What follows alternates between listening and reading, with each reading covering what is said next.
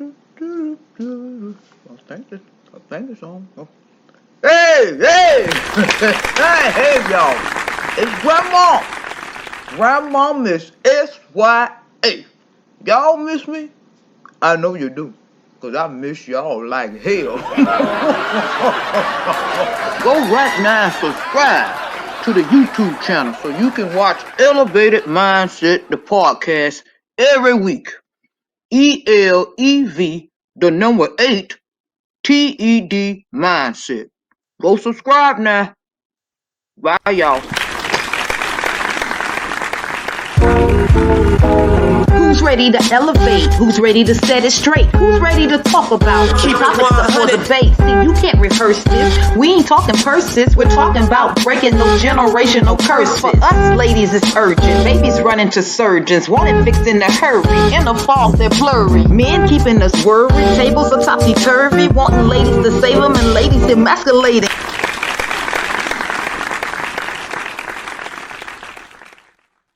In a nutshell, because if I'm giving effort, and that's what I was speaking of, if I'm giving effort from every angle to speak with somebody, and me and Dee, we gave an analogy, and I told her sometimes you can say something to somebody, and when you say it, you might sometimes want to ask that person, could you repeat back to me what I just said to you?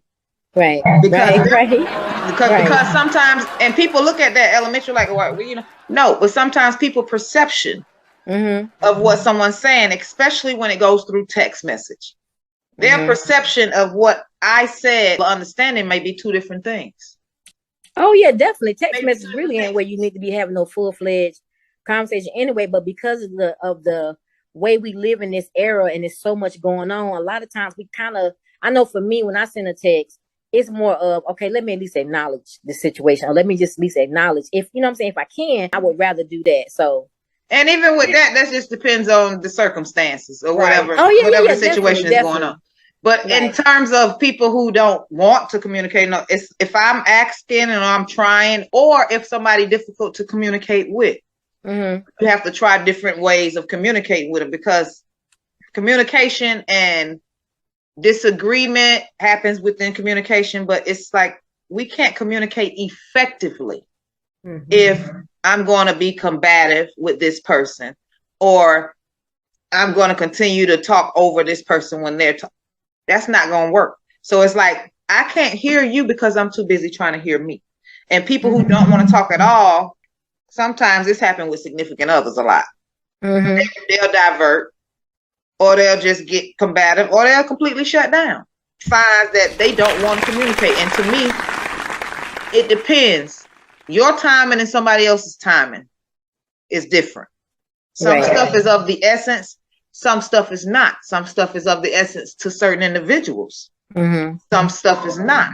So you have to take that, engage that, especially when we get in our own emotions, and you have to think about it.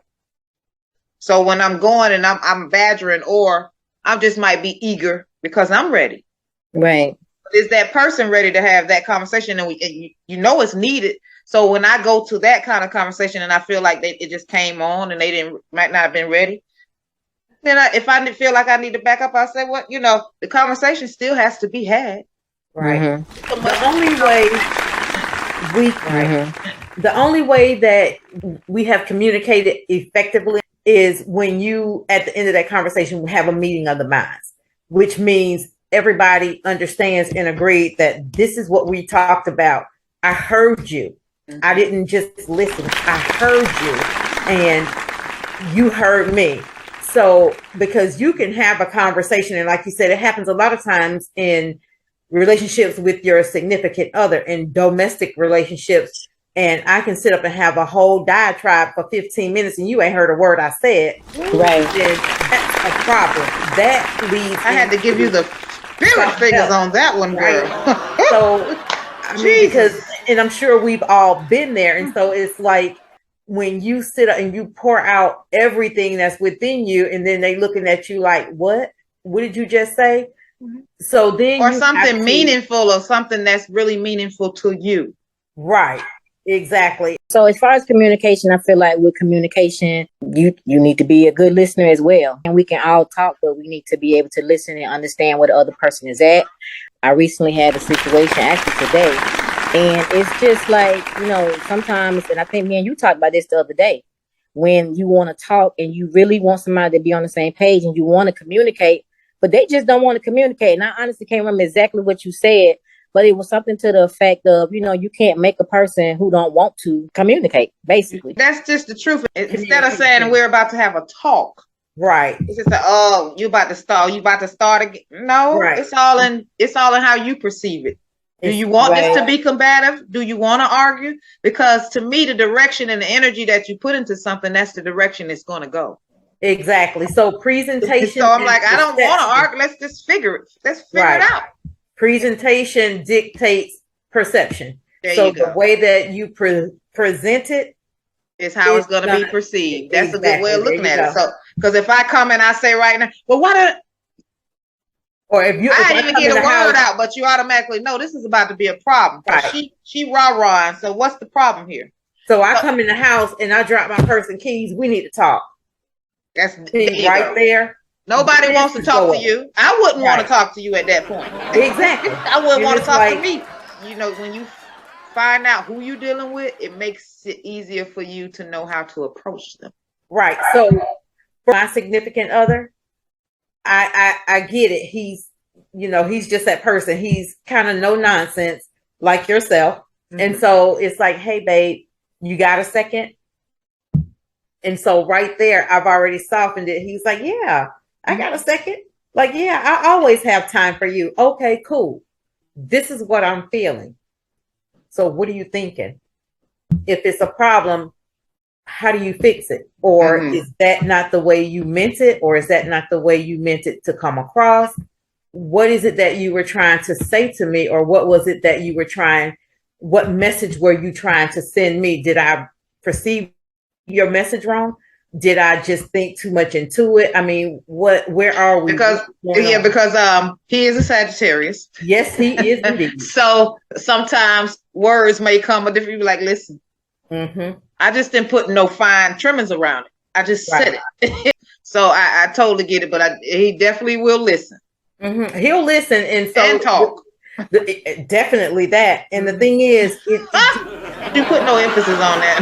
I'm just saying, y'all are who you are, and you're 100% genuine. But he also knows that I'm not going to back down from a conversation, whether it's comfortable or not. And so there are two things that everybody on this earth is guilty of being, and we can't help it because we're humans.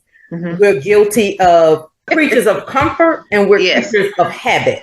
So we don't like difficult situations. So that keeps us from communicating, because once we communicate and put something out there, that means effectively there's going to be a change, or things are going to be the same. And if it stays the same, it's going to be a problem. Well, a lot of times, a lot of people talk and they don't necessarily want to listen to the other side. They kind of just want to be heard and not listen to the other side. And communication is basically understanding both sides and really saying, okay, let me hear you out. Which leads us back let me hear you out. You know what I'm saying? But that's why she was saying at the end, meeting of the minds. There you go. Right. That's when you conclusion to me. It's like when you came to it, this is how we're going to do this moving forward. This is the fix.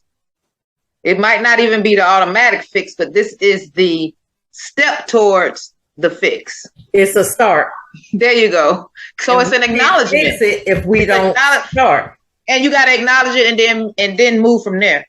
And with all of that, it's prioritizing too. So right, and a lot of it too is gonna be maturity, because a lot of times the stuff that we're talking about, a lot of people ain't really knowing that young. You know what I'm saying? Okay, let me come to the table with this person from the beginning. Let me get some things kind of clear. A lot of times people just jump into stuff and they don't really have like a clear vision on what's gonna happen. It's just like, okay, let me just do this because it feels good. You know what I'm saying? Well, and more so than that, you can do it. It depends on how you look at it. It can be looked at from different elements. The same way they had this little thing that was going around, and it's just to each his own with how people want to do stuff, because you got people that'll sit on the fence for years. I don't know. I can't even begin to name several ideas. I know several people I can call right off the top of my head, several, but have not made a move on any of them. I only say that to say sometimes you can jump out there and make something happen. If you've done business and you've been in business before, it's not that hard. You're not starting from scratch. But when you're not just completely starting from scratch, some people can get out and make things happen. Some people need direction, and some people stay under the umbrella of corporations for years because they can't do entrepreneurship on their own, or they just can't, they don't feel like they can stand on that. So they won't continue to do it. Oh, so we talking about entrepreneurship? I just use that as an example on people, because if anybody that's doing anything or got a vision or a plan, whether it's school or work or a business, just use that as an example. In maturity. Yeah, and that's what I hear. And in terms of where you might be, some people that might can go and go getter or self-starter that can go and make something happen and figure things out as they go. And then there's some people that have to have an absolute blueprint and follow by it. But I know that it can be done on both sides. That's all I was saying. Oh yeah, it can be done. It can develop as you go, and then some people they're gonna need to follow that. So, and it's definitely still good to have it though as you go, and that's not a bad thing. Oh no, definitely. I mean, that's how you learn certain things. At the same time, you know, when you're growing, whether it's a personal relationship or a business relationship, you still got to be open. You know what I'm saying? Just open to everything, those little humps, and or not even necessarily humps, but just learning curves, basically. Yeah, that's how you move. That's my whole point. Nothing is gonna ever be perfect. Mm-hmm. Hence I picked up the name Flawless with the rap thing, and even that nothing is ever gonna be perfect. But if it gets as close to perfect as people want with whatever you're developing, I think that's all that matters. To just keep working hard, to keep enhancing and polishing and doing it. And back to those words. Right. But for me in business or in personal, it's not even about, trying to perfect for someone else. It's about, you have your idea on the table, what you want to do. And as long as you complete it, each time you say you want to do it, to me, that's the goal and that's the success mark for me. You know what I mean? Oh, yeah. And sometimes some people don't complete it. And that's still for me, because I've been the bat a few times on many different things. So whether you get completion halfway through some things people, every time a person get up and make a try at something, to me, I think it's a good thing. Oh, definitely. Because I know some people who will never, and they be the most talented ones or have a lot, I'm really super passionate. Y'all know that, and I know that y'all are too. But with entrepreneurship, I'm super passionate about it because I've done it more years than I've done anything else. Mm-hmm. So I know it made me comfortable and confident enough to know that I can stand on my own without the umbrella of a corporation. Right. So, and that's a good thing. But at the same time, I still like the fact that I could be submissive and work for a corporation. Right. So it speaks volumes. It's balance. And that's what it's about. It's about having balance. So I'm humble enough to do either one. I prefer to be on the entrepreneur side at all times because that's what I am. I'm a boss and I like being a boss, but I don't have a problem working for or listening to others that dictate or give me direction on what we're doing if I'm working with them or for them. That's not a hard thing to do. That was the best kind. I like when bosses can work with bosses. There you go. And so being a boss can be all in your nonverbal communication, your movements, how you interact with other people. That shows your level of bossness. Absolutely. Whether you work with corporate or whether you're an entrepreneur, which you are all of those things. We all are, because we all have multiple businesses and we still work corporate per se. Yep. But yeah, and we're still bosses. So it's all in how we carry ourselves. That makes you a boss.